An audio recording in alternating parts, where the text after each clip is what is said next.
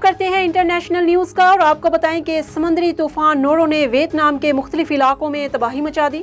School, دکانیں اور کئی ایئرپورٹس بند، متعدد علاقوں میں کرفیو نافذ کر دیا گیا۔ سمندری طوفان ویتنام کے ساحلی علاقوں سے ٹکرا گیا، تیز ہواؤں نے اونچی عمارتوں کو ہلا کر رکھ دیا۔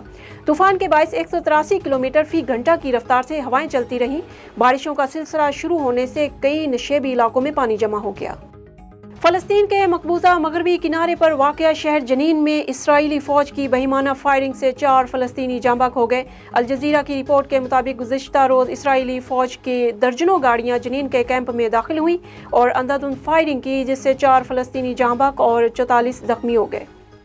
امریکہ کے صدر جو بائیڈن ایک بار پھر کنفیوز نظر آئے اور ایک کے دوران ایک آن جہانی رکن سے متعلق پوچھتے رہے۔ ایک تقریب سے خطاب میں صدر جو بائیڈن پوچھتے رہے کہ آن جہانی رکن کانگریس جیکی وولوسکی کہاں ہیں، تاہم وائٹ ہاؤس نے اس بات کی تصدیق سے گریز کیا کہ صدر جو بائیڈن نے مجمع سے آن جہانی رکن کانگریس کا پوچھ کر غلطی کی تھی۔